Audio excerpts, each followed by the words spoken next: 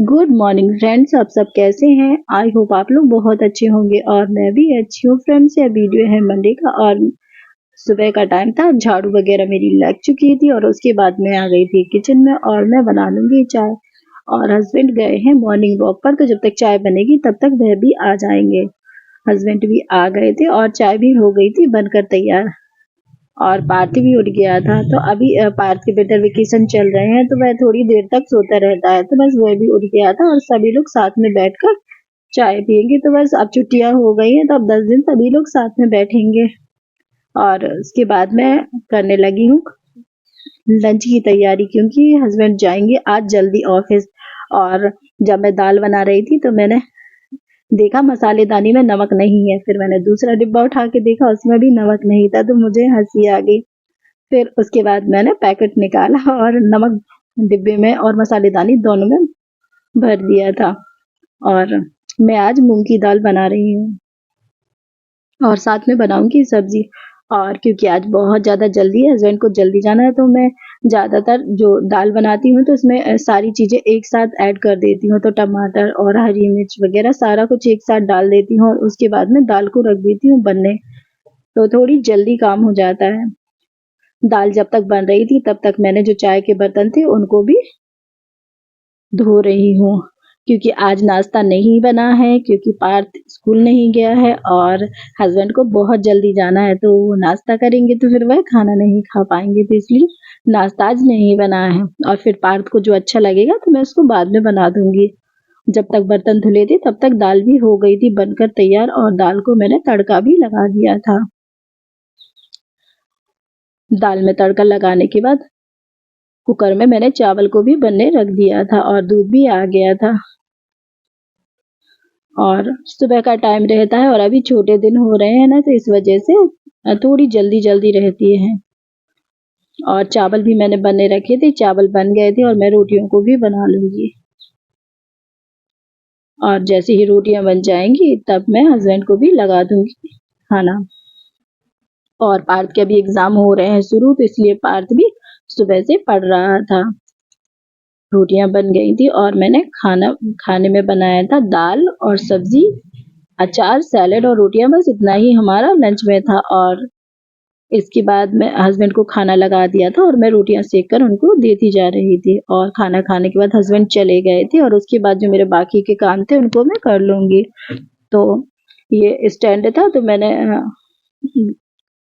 इसमें जूते वगैरह, शूज वगैरह रखे थे, तो मैंने उसको साफ कर दिया था। और मैं इसमें हमेशा पेपर लगा कर रखती हूँ जिससे कोई कीड़ा मकोड़ा ना अंदर घुस जाए। तो लेकिन पार्थ और मेरे हस्बैंड हैं, दोनों ही वो निकाल कर फेंक देते हैं। तो बस मैं जब भी 2, 4, 8, 10 दिन में देखती हूँ तो बस उसको साफ करती हूँ, वापस उनमें पेपर लगा देती हूँ और ऊपर रख देती हूँ। और इसी तरीके से मैंने सारे जो जूते रखे थे, शूज वगैरह, तो सभी को साफ कर लिया था। और वैसे भी कितनी भी सफाई कर लो थोड़ी बहुत डस्ट तो आती ही रहती है। बस मैंने सारे जो शूज स्टैंड था तो उसको अच्छे से साफ कर लिया था। और उसको साफ करने के बाद फिर मैंने सारे जूतों में मैं वापस से फिर से पेपर लगा दूंगी।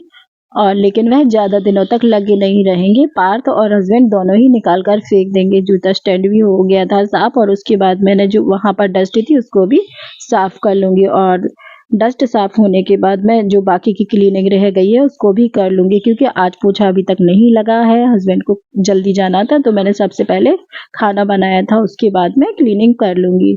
और वॉश बेसिन को भी मैं कर रही हूँ साफ।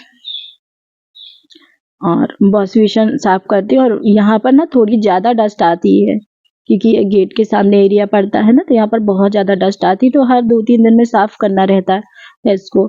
और मैंने जो प्लांट था ना जिसका पानी चेंज किया था, तो अभी यह एक ही प्लांट बचा है, क्योंकि जो दूसरा प्लांट था ना वो मिट्टू ने खा लिया है। तो बस इसको मैं अच्छे से सेफ्टी से बचा के रखती हूँ कि मिट्टू को ये ना मिल जाए, नहीं तो वो इसको भी खा लेगा। और वॉश बेसिन भी साफ हो गया था और उसके बाद में जो नल लगे थे उनको भी साफ कर दूंगी। तो उनको मैं ज्यादा कुछ नहीं, सिर्फ कपड़े से ही साफ करूंगी। और बीच बीच में मेरी जो क्लीनिंग रहती है वह चलती रहती है, क्योंकि सारी जगह हम 1-2 दिन में नहीं साफ कर पाते, बस थोड़ा थोड़ा करके मैं करती रहती हूँ, तो बस इससे क्लीनिंग भी हो जाती है और जो लोड रहता है काम का तो वह भी नहीं पड़ता है। तो और जब भी मैं यहाँ सफाई करती हूँ तो अक्सर जब ही करती हूँ जब हस्बैंड चले जाते हैं, क्योंकि यहाँ पर चलना फिरना बहुत ज़्यादा होता है और टाइल्स पर पानी पड़ जाता है तो गिरने का डर भी ज़्यादा रहता है। तो बस यहाँ पर मैं जल्दी से कर दूँगी क्लीनिंग, और जैसे ही मेरी क्लीनिंग हो जाएगी तो उसके बाद मैं सबसे पहले यहाँ वाइपर से पानी निकाल दूँगी। क्लीनिंग का काम भी चल रहा था और मैं मशीन में कपड़े भी डाल आई थी, तो जब तक क्लीनिंग का काम चलेगा और पोछा वगैरह लगेगा तब तक कपड़े भी धुल जाएंगे। तो सारा काम होता जा रहा था, क्योंकि मैं सारा काम खुद अकेले ही करती हूँ, क्योंकि मेरे अलावा और कोई दूसरा है भी नहीं। तो बस क्लीनिंग हो रही थी और ये जो वॉश बेसिन था इसको भी मैं जल्दी से कर लूँगी साफ, और इसके बाद मैं पोछा भी लगा लूँगी। सारे कमरों में मैंने पोछा भी लगा लिया था और बिस्तर वगैरह भी सब समेट के रख दिया था, और बस पोछा भी रह गया था। और जैसे ही मेरा जो वॉश बेसिन साफ हो गया था तो मैंने पोछा भी लगा लिया था, और पोछा लगाने के बाद मैं नहाने चली जाऊंगी, और नहाने के बाद फिर जब तक मैं नहा कर आऊंगी तब तक कपड़े भी धुल जाएंगे।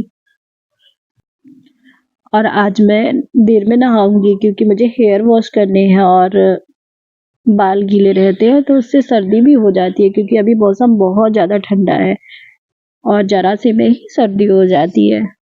तो बस पोछा भी लग गया था और उसके बाद मैं नहाने चली गई थी। नहा के मैं आ गई थी और कपड़े भी हो गए थे धुलकर तैयार। उसके बाद मैं कपड़ों को भी फैला दूंगी। बहुत सारे कपड़े निकले थे और धूप भी अभी नहीं निकली थी, एकदम हल्की हल्की धूप थी और दिन में कोहरे जैसा ही मौसम था। लेकिन थोड़ी थोड़ी धूप थी ना, तो हल्की तो कपड़े थोड़े बहुत तो सूखे जाएंगे।